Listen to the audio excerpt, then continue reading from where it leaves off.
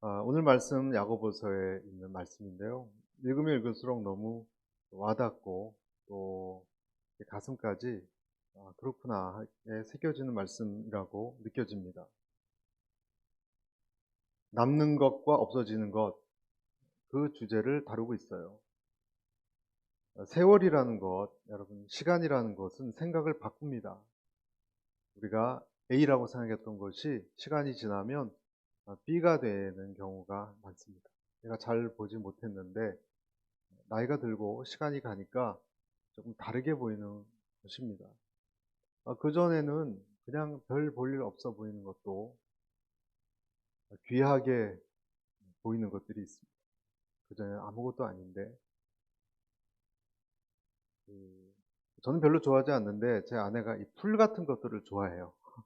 그래서 산책을 가면 이제 저는 그냥 목적지향이기 때문에 빨리 가야 되는데 꼭 이렇게 꽃을 보거나 풀을 보면 아름답다 하고 서서 봐야 돼요, 그걸. 근데 저는 '또 시작이구나.' 하고 '빨리 가자.' 그런 경우가 많아요. 근데 이제 저도 그냥 길만 봤는데 가끔씩 '예쁘다.'라는 꽃을 보면, 특히 알래스카에서 산책할 때 바위 틈이나 이런 데 난 꽃을 보면 좀 예쁘더라고요. 좀 별로 꽃을 예뻐하는 성격이 아니거든요. 그리고 이 어려움을, 이 추운 날씨를 극복하고 어떻게 자랐을까? 특히 여러분, 이렇게 보도블록 시멘트 사이에 자전거 길 보면 틈 같은데 풀이 돋아나는 게 있잖아요. 어떻게 저걸 뚫고 뚫다가 솟아날 곳은 없는데 저 틈 사이에 또 저렇게 나와서 자랄까? 약간 경이로움을 가지고 잠깐, 뭐 올해는 아닙니다. 그냥 잠깐 보고 그런 적이 있습니다. 옛날엔 그런 것이 보이지 않았어요. 조금씩 그런 것이 중요하구나 하는 것이 느껴집니다. 그전에는 사람보다 일이 먼저 눈에 들어왔습니다. 일을 빨리 진행하는 것이 중요했습니다. 직장 생활할 때도 일밖에 안 보였습니다. 왜 일이 중요한가 생각을 해봤더니 인정받아야 되니까. 인정받는 게 중요하지. 일을 어쨌든 상처를 주건 말건 일을 처리해서 윗사람이 나를 능력 있는 사람이라고 인정해 주는 게 중요하지 않습니까? 그러니까 일밖에 안 보이는 거예요. 그런데 시간이 지나면 이구동성으로 이야기합니다. 그 사람이 보이고 그 사람의 처자식들이 보인다. 그런 이야기들을 우리가 듣습니다. 그전에는 사람의 외모가 중요했습니다. 그 사람이 어떤 출신이고 어느 학교를 나오고 어떤 멋있는 직장을 다니고 이런 것들이 참 중요하게 여겨졌습니다. 그렇지만 시간이 갈수록 여러분들은 어떠십니까? 그렇게 중요합니까?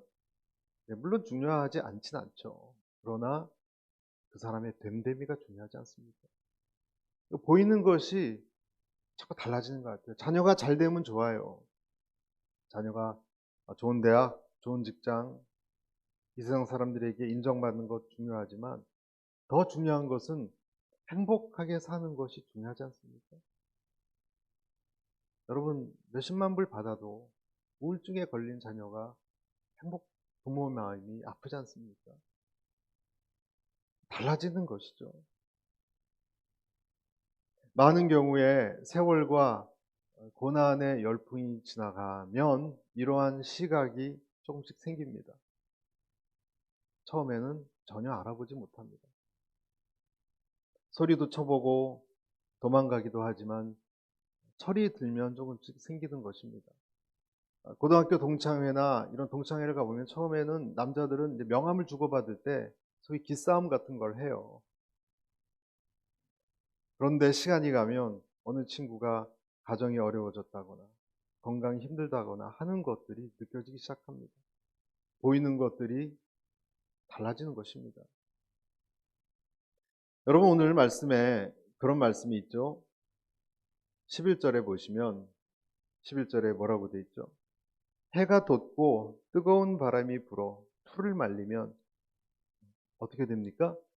꽃이 떨어져 그 모양의 아름다움이 없어지나니. 제가 성도님들의 집을 몇 가정은 방문을 했어요. 제가 고백하건대 참 공통적이구나 하는 것들은 지금도 아름다우시지만 젊었을 때 사진이 왜 이렇게 다 멋쟁이고 미인들이시고 그러신지, 세월은 역시 이길 수는 없구나. 하나같이 그렇게 선남선녀 되신 분들, 젊었을 때 사진, 뭐든지 해낼 수 있을 것 같은 그 눈초리, 강한 의지에 가득 찬 얼굴들이 그 흑백 사진, 때로는 준흑백 사진에 보였습니다. 그런데 세월은 또 우리를 스쳐 지나가지 않는 것이죠. 이 말씀이 우리에게 주는 것은 뭐냐면 아름다운 꽃잎 같은 것들이 떨어진다는 거예요. 여러분, 세월도 지나가고 그 세월 속에 있는 고난이 지나가면 우리 삶에 있는 꽃잎은 아름답잖아요. 꽃잎같이 아름다운 것들은 떨어진다는 것입니다. 아깝기 때문에 더 안타까워요. 흔든다는 거예요. 왜 떨어집니까? 막 흔드니까. 흔들면 약한 것부터 떨어지게 마련입니다. 못 견뎌냅니다. 내가 좋아하고 붙들고 싶은 것들 때로는 붙잡을 수가 없습니다. 내 손에서 떠나갈 때가 있습니다. 그것은 무엇을 우리에게 가르쳐 주는가? 환난은, 시간은 우리에게 점점점 중요한 것이 무엇인지를 깨닫게 해줘요. 여러분, 20대보다 70대 되신 분이 이 세상에 더 중요한 것이 무엇인지를 보는 눈이 있습니다. 그렇지 않습니까? 더 중요한 것은 환난을 지나면 어떤 사람에게는 순식간에 옵니다. 깨달음이. 제가 그 전에 한국에 있을 때 어떤 미국 방송을 들었어요. 라디오 방송을 들었는데 9.11 여러분 기억나시죠? 9.11이 일어났을 때 이 전화 녹음이 된 그때 사람들이 그 월드 트레이드 센터에서 온 전화들을 통신 회사에서 그것을 다 어떤 통화들이 왔는지를 조사를 했습니다. 돌아가신 분. 그것을 라디오 방송에서 AFKN이었던 것 같아요. 들려줬습니다. 여러분, 그때 전화국 기록에 남아있던 내용들이, 녹음되어 있는 내용들이 무엇이었는지 아십니까? 그 건물이 무너져 내려가고 있을 때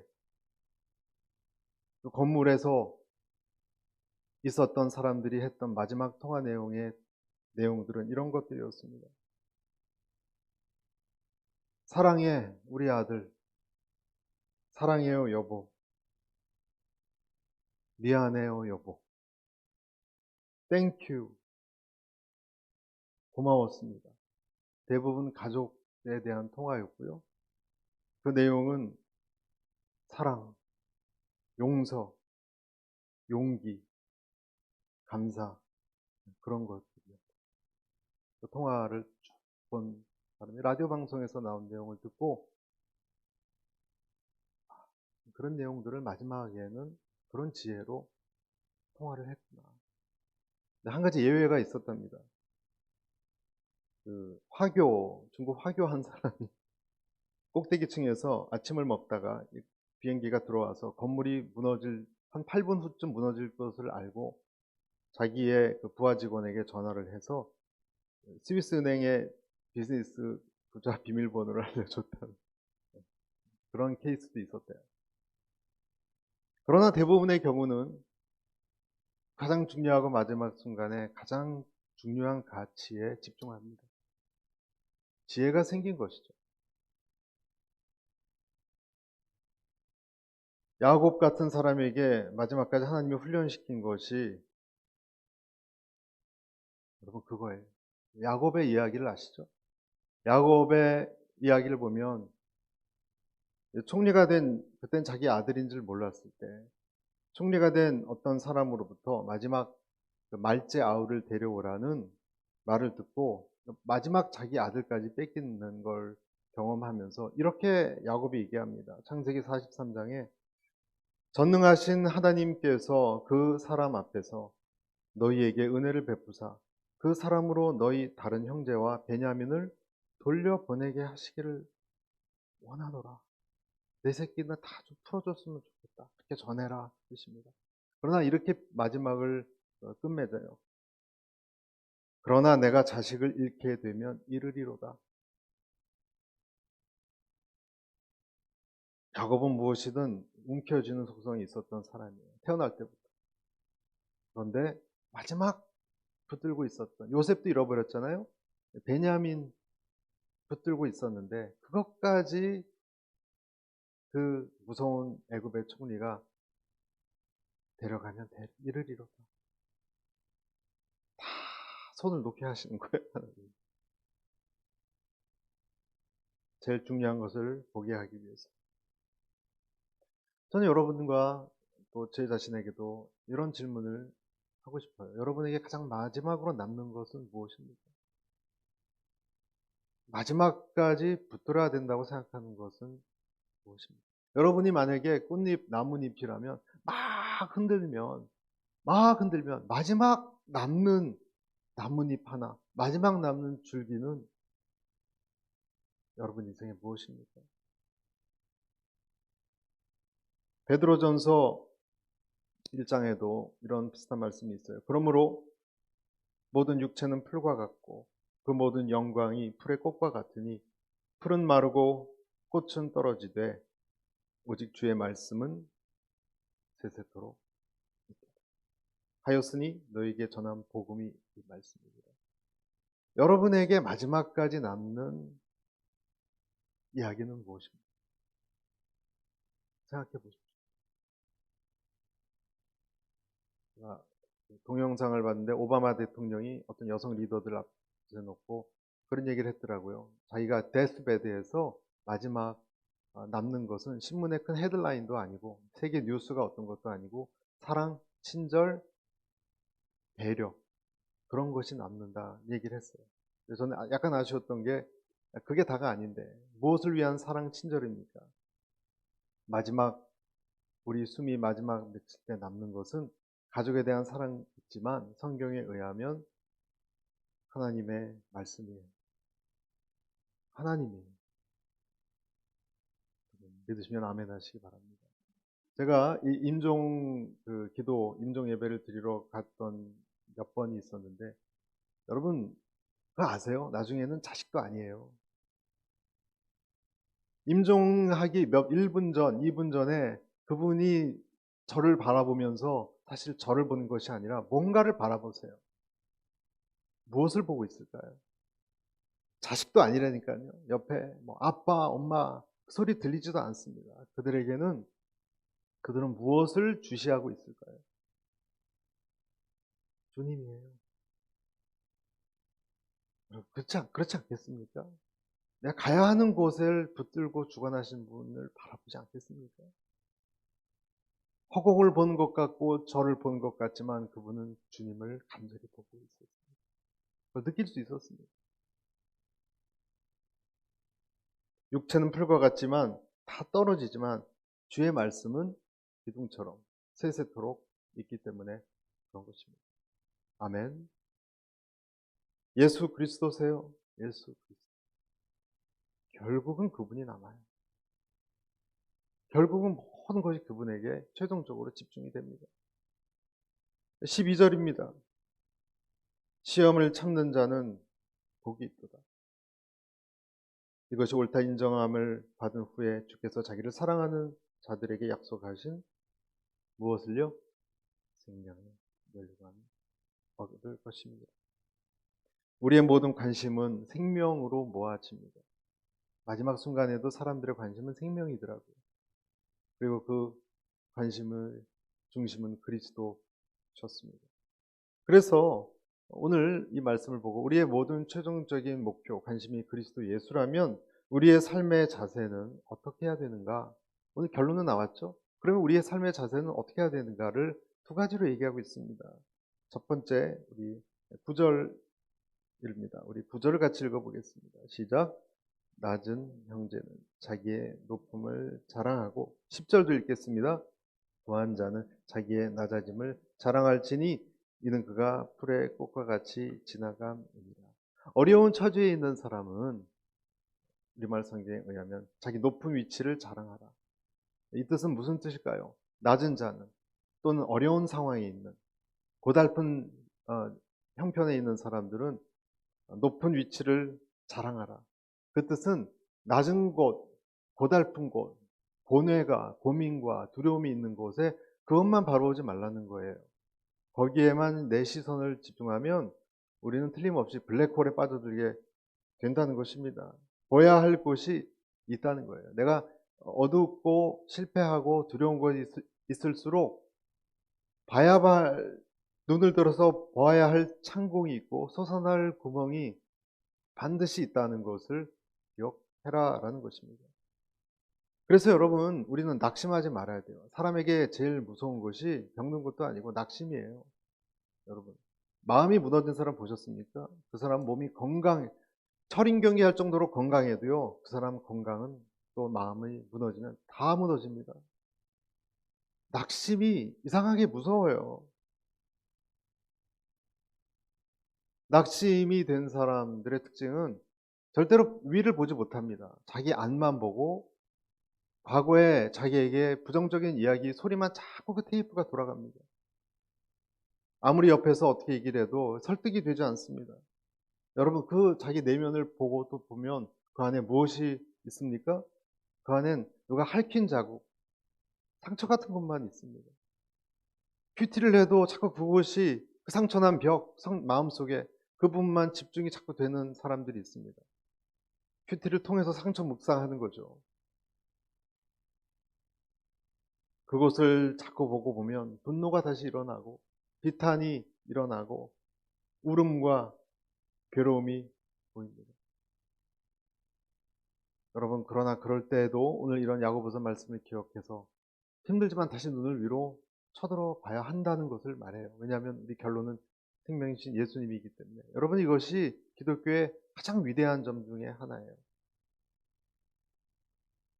여러분, 가장 위대한 점 중에 하나는 뭐냐면 이런 거예요. 제일 힘들 때, 여러분 제일 힘들 때 그런 소리 들어보셨습니까? 여러분 마음 한 구석에서 그런 소리 들리신 적 있습니까?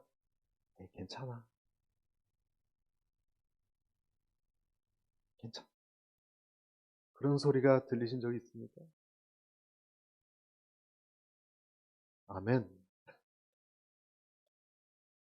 괴로워요. 내가 때로는 남들한테 괴롭다는 얘기를 막 해요. 난 죽겠다, 못 살겠다. 그런데 여러분은 알아요. 여러분 내면에 어느 한 구석에서 이렇게 옛날 여러분 목욕탕을 가보면 재래식 목욕탕 가보셨죠? 제 세대는 아버지하고도 가고 목욕탕에 가면 그 모든 대중이 가운데 탕이 있잖아요. 거기 이렇게 있으면 발을 대고 있으면 밑에서 뜨거운 물이 이렇게 올라오는 경우가 있죠. 한 번도 안 가보셨어요? 그 목욕탕 가면 물이 있는데 식어가는데 뜨거운 물이건 뭐 찬물이건 새물이 발바닥 같은 데 구멍에서 이렇게 나오는 게 있어요. 그러면 발을 대면 이렇게 올라와요. 그런 것 같이 내 마음속에 다 힘든데 힘들다고 얘기를 했는데 사람들에게도 나는 정말 어떻게 할 줄도 모르는데 이상하게 한 구석에 어떤 구멍에서 이렇게 뭐가 새물이 이렇게 올라온 것 같은 좀 괜찮을 것 같은 그래도 소망이 없지 않아 있을 것 같은 느낌이 와요. 아멘. 이것이 성령님의 생각이에요. 물론 상처가 있어요. 물론 객관적으로는 별로 가능성이 없어 보여요. 그런데 이상하게 괜찮을 것 같아요. 어떤 시기일지 몰라도 뭐가 잘 마무리될 것 같아요. 뭐 좀 힘든 시간은 지나겠지만 그런 느낌이 와요. 그건 설명도 안 돼요, 논리적으로. 그런 마음이 있을 때 조용히 주님을 불러볼 수 있게 되기를 바랍니다. 그것이 소망이에요. 그것은 그리스도인에게만 있는 거예요. 보통 사람들은 낙심의 돌을 들어 올릴 수가 없습니다. 2004년쯤에 시야가 조금씩 좁아들다가 마지막에는 시력을 다 잃어버리는 망막색소변증이라는 진단을 받은 사람이 있어요. 점점 시야가 줄어들다. 그리고 6년 후에는 그 사람은 시각장애 1급 판정을 받았습니다. 이동우 씨라는 그 개그맨이에요.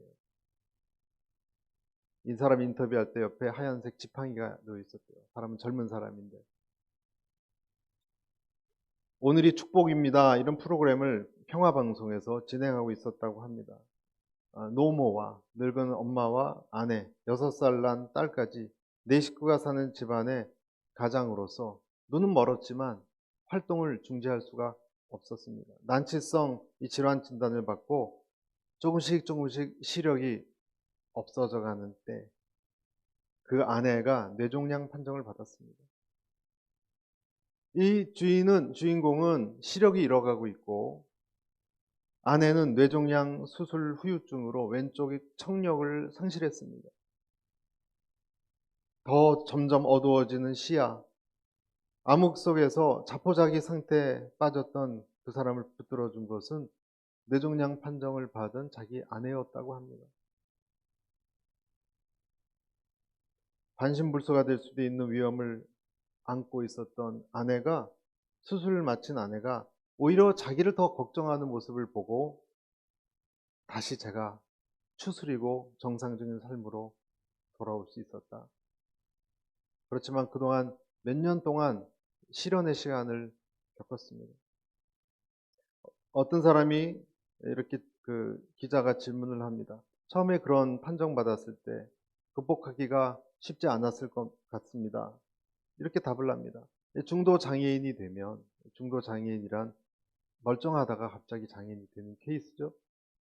처음에는 패닉, 그 다음에 그걸 거부하고, 그 다음에 분노하고, 마지막에는 수용하는 단계로 누구나 다 겪습니다. 어떤 사람은 마지막 단계까지 평생 받아들이지 않는 사람이 있습니다. 나는 지옥 같은 단계라고 하는 세 번째 단계, 그러니까 분노에서 수용으로 가는 3년 동안 그 단계에 머물러 있었습니다.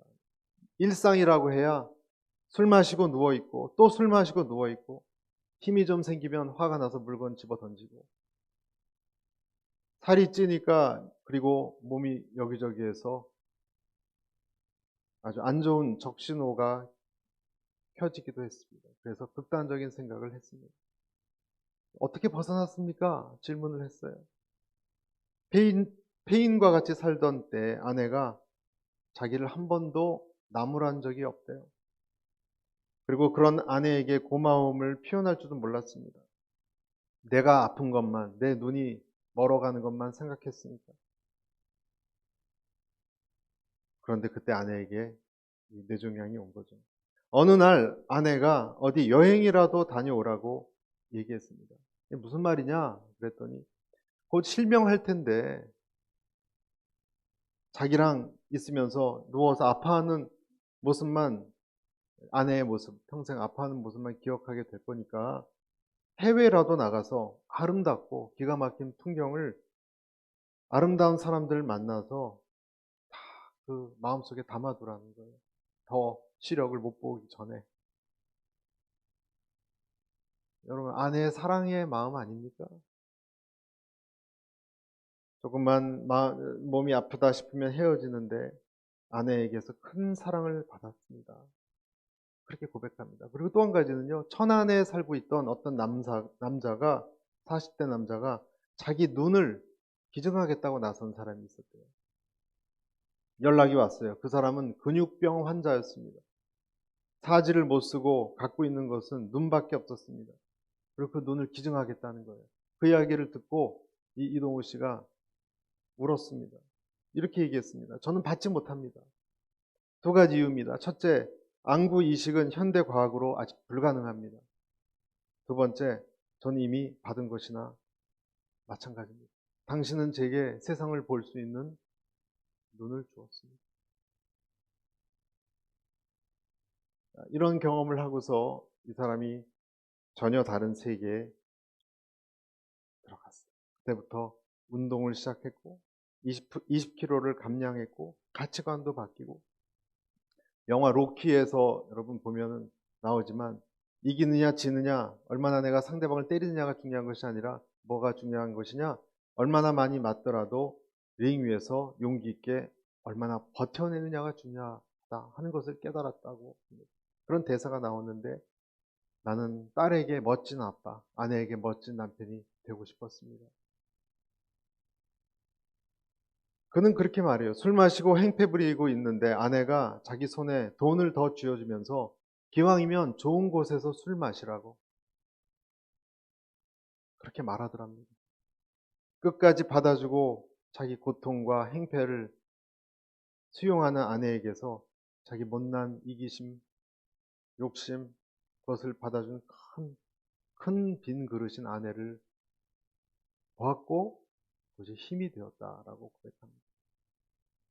그래서 이 아내의 사랑하고 근육병 걸린 그 남자 눈을 기증하겠다는 그 두 사람이 안구 기증 지원자가 이동우 씨 마음을 절망에서 소망으로 일으켰어요.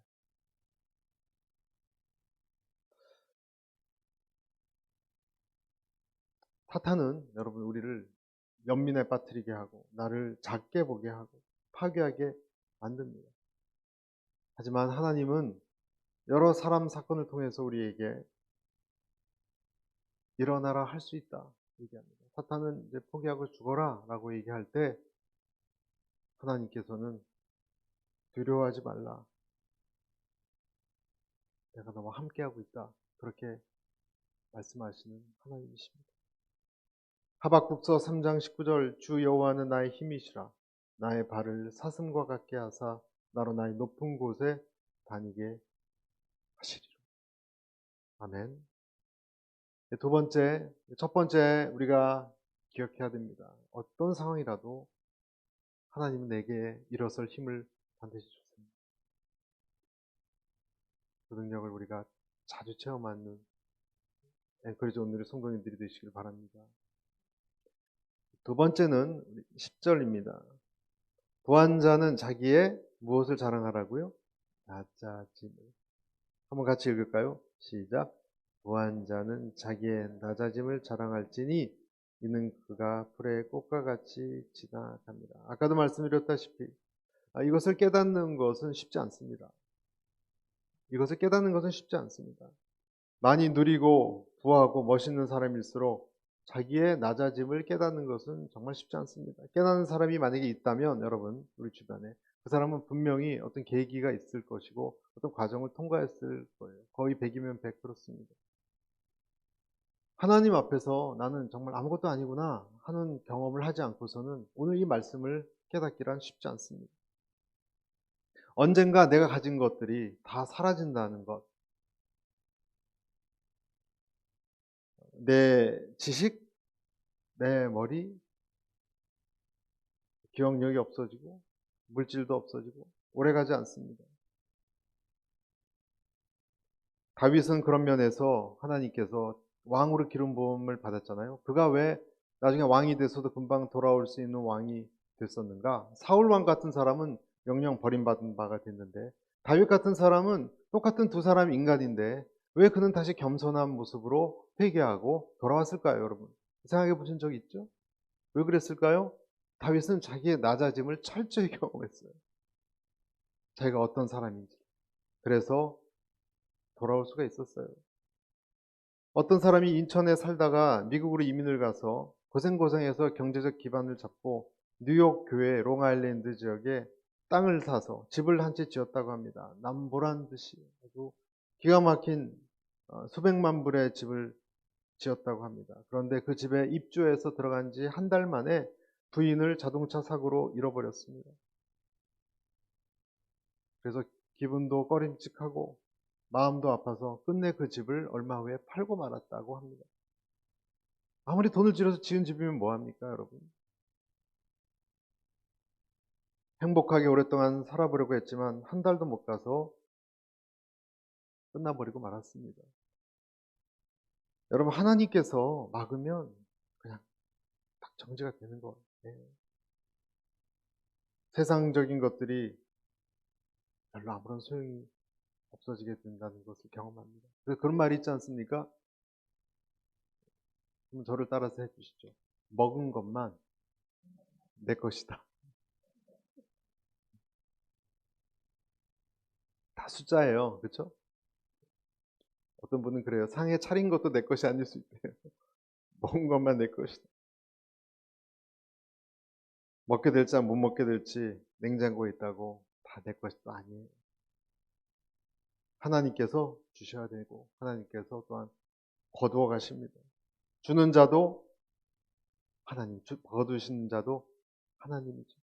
그래서 부한 형제는 자기 낮음을 자랑하라고 그랬어요. 그런데 사람들은 낮음이 아니라 자꾸 높음을 자랑하려고 합니다. 여러분, 죄송한 얘기지만 서울에 양반교회가 있어요. 여러분, 양반교회 있다는 얘기 들어보셨습니까? 종로에 있는 그 몇 군데 중에 하나 있는데 그 교회 옛날에 백정이 다녔다고 합니다. 여러분 아시다시피 백정은 상놈으로 알려져 있죠.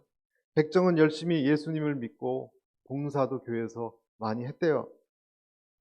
투표로 백정이 장로가 되었습니다. 그러니까 이 어떤 일이 일어났겠습니까? 양반교회 양반들이 굉장히 불편한 거예요. 그래서 백정이 장로님인데 장로님이라고 할 수도 없고 자기들끼리 따로 세운 교회가 안국동 교회입니다. 윤보선 씨가 나갔던 그 교회. 그런 교회가 있습니다. 여러분 교회에서는 백정도 장로가 될 수 있고 양반도 집사가 될 수 있습니다. 그리스도 안에서는 그런 것이 별로 의미가 없어요. 아멘. 10절에 부자는 자기 낮아짐을 자랑하고 그가 풀의 꽃과 같이 지나감이라 했습니다. 조금만 더 가면 평준화됩니다. 조금만 더 지나면 똑같아집니다. 조금만 지나면 여성분들도 남성화되고 남성분들도 여성화됩니다. 제 아내가 저보고 요즘 잔소리가 많아졌대요. 여성화되는 것 같아요, 정말. 외모도 비슷해집니다, 여러분. 남성이 여성적으로 보이고 여성도 남성화됩니다. 노인이 될수록. 몸매도 비슷해지는 것 같아요. 다 그렇게 됩니다. 기억도 가물가물하고 전화번호를 외우지 못하는 것도 비슷해집니다. 제가 서울에 그 온누리교회 여러 부서 맡은 부서 중에서 모세대학이라는 곳을 잠시 맡은 적이 있는데 거기는 이제 약간 노인대학 같은 곳이에요. 한 200~300분 정도 되시는 분인데 어디 버스 타고 갔는데 화장실에 가셨던 분이 안 나오시는 거예요. 그분이 잘. 그래서 다 버스 타고 버스 2대가 좋은 식당 가는데 다 기다렸어요. 그분이 그 지퍼도 잘 제대로 올리지 못하고 이렇게 나오시고 그냥 이렇게 비틀비틀거리고 나오시고 그냥 올라가시는데 그분이 서울대 총장님 하셨던 분이에요. 그 대단하셨던 분인데 연세 들고 그러니까 우스꽝스러운 분이 되셨어요. 그냥 지퍼도 못 올리고 옆에서 아이고 아이고 그리고 제일 늦게 오시는 분이 되고 사리 판단도 어려워지신 분이 되셨더라고요. 남자건 여자건 우리는 뭐 외모건 정신이건 비슷해져 갑니다. 그런데 여러분 우리가 왜 그것을 높은 사람이 그런 것을 잘 버리지 못하고 낮아지지 못하는가? 그 이유가 13절에 나와 있습니다. 13절 사람이 시험을 받을 때 내가 하나님께 시험을 받는다 하지 말지니 하나님은 악에게 시험을 받지도 아니하시고 친히 아무도 시험하지 아니하시느니라. 우리 14절 15절 같이 읽을까요? 시작.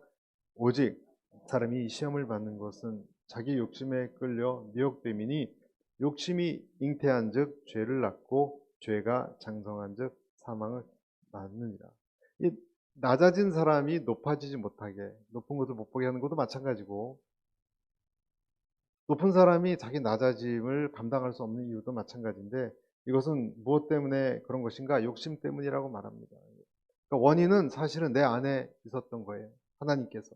시험은 원인이 있습니다. 하나님이 주시는 시련도 있지만 대부분의 경우 우리에게 주시는 시험은 그 원인을 우리 안에서 찾으라고 말씀하고 계십니다.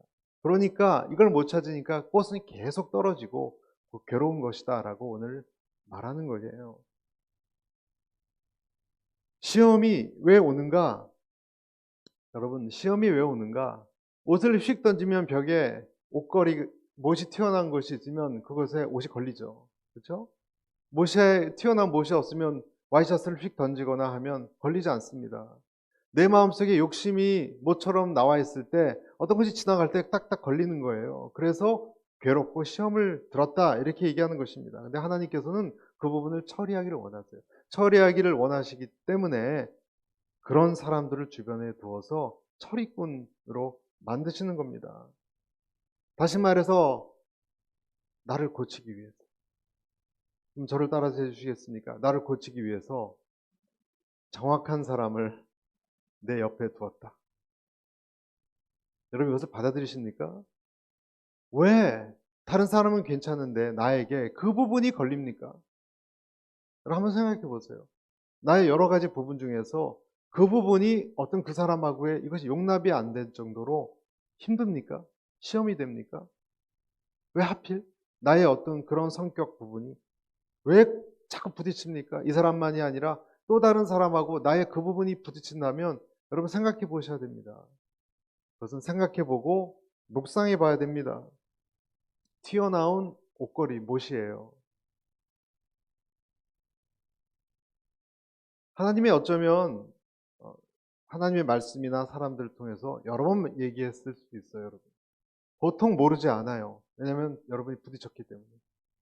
여러분 있으시죠? 여러분 어떤 부분이 남달리 민감하고 부딪히는 시험 받는 부분. 돈에 대해서 시험 받는다. 어떤 분은 어느 목사님에게 헌금 내라고 그래서 시험 받아서 교회 안 나오신 분.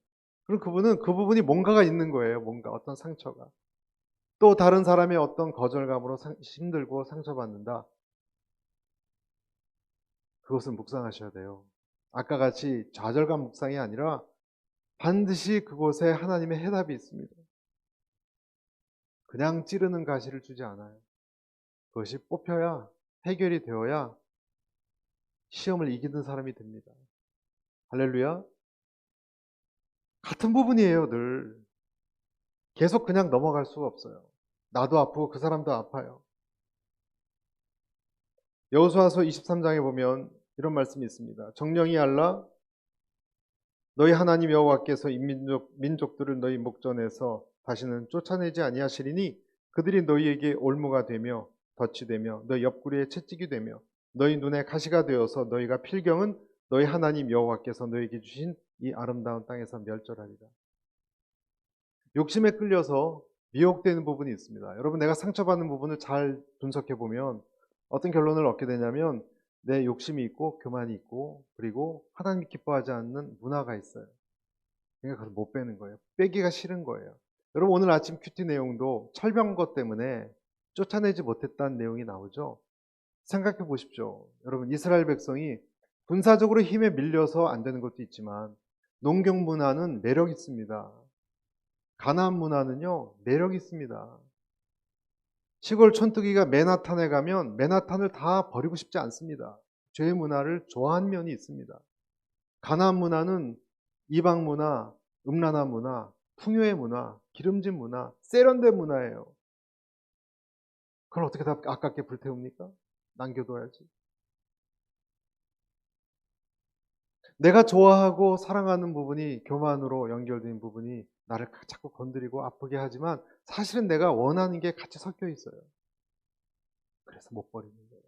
그래서 결국 그것이 나를 찌르는 가시가 되어서 선택은 두 가지 중에 하나예요. 그것을 뽑아버리고 이기면 생명으로 가고 그렇지 않으면 뭐라 그래요? 멸절되리라 그랬습니다.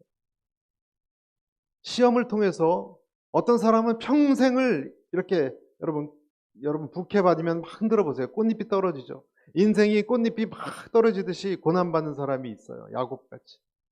거의 평생을 마지막 순간에 깨닫는 어려운 인생이 있습니다. 왜냐하면 그 부분을 놓지 못했기 때문에.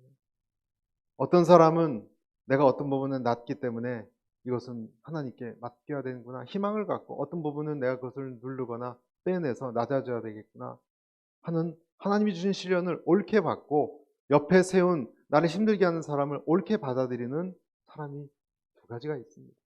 두 번째 사람은 빠른 시간 내에 생명을 얻게 될 것입니다. 아멘. 내게 옆에 옆구리에 시험을 주는 사람이 있다면 원망하지 마셔야 돼요. 왜냐하면 여러분 이스라엘 백성 같은 사람들은 아직 세상의 때가 안 빼졌기 때문에 철병거가 있는 그런 사람들이 계속 공격해오지 않으면 절대 하나님 의지하지 않습니다. 이방화돼 버리고만. 저는 그런 생각했습니다. 가나안 민족들이 양순한 민족이었으면 얼마나 좋았을까. 팔레스틴 땅 정복할 때. 여러분 우리가 사는 세상이 양순한 사람들만 있고 저와 여러분을 괴롭히지 않았다면 여러분 지금 어디쯤 여러분의 좌표가 어디쯤 흘러가고 있을까요? 여러분 그렇게 주님을 의지하시겠습니까? 그렇게 하나님 앞에 눈물로 하겠습니까? 저와 여러분이 그런 기도 체질입니까? 우리는 쉬는 체질이죠. 기도 체질이 아니에요. 누가 우리를 기도하는 사람으로 만듭니까? 고마운 그분들이에요. 철병거 가진 분들이에요. 그러니까 원망할 수 없는 거예요. 라반이 없었으면 야곱이 이스라엘이 됐겠습니까? 에서가 없었으면 야곱이 기도를 했겠습니까? 성공했다 그러고 사람들 데리고 금이 환영하듯 돌아오죠. 절대 기도 안 하는 위인입니다. 내게 있는 채찍을 감사히 받고 내가 무엇으로 돋아나 있는지를 기억하는 저와 여러분이 되시기를 축복합니다. 예수님을 믿는다는 것은요, 낮은 것은 메꿔지고, 여러분 예수님 오셨을 때 세례요한이 이사야서 인용하면서 그런 얘기 했잖아요. 낮은 것은 메꿔지고 높은 작은 산은 낮아지리라. 그 말이 뭡니까? 열등감에 빠져 있는 사람은 그거 고치고 교만한 사람은 깎을 것이다 라는 뜻입니다. 예수님 믿는 것은 간단한 것이 아닙니다. 여러분 앞으로도 모난 부분은 하나님께서 똑같이 처리하실 겁니다. 그럴 때 그것을 감사함으로 받을 때 우리는 생명의 면류관으로 나아갈 줄로 믿습니다. 12절입니다. 시험을 견디는 사람은 복이 있나니 이는 시련을 견뎌낸 자가 주께서 자기를 사랑하는 자들에게 약속하신 무엇을요?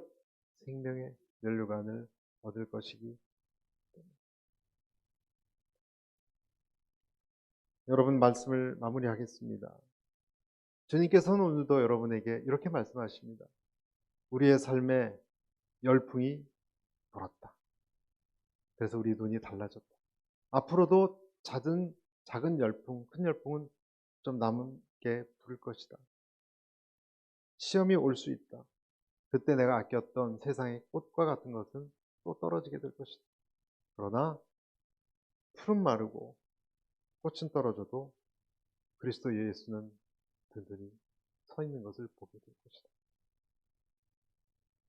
하나님의 말씀만 남을 것이다. 그때 여러분은 낮은 것이 메꿔져 있고 높은 것이 깎여져 있는 여러분 자신을 보게 될 것입니다. 그런 아름다운 성도로 우리 하루하루 변해가시는 축복이 있게 되기를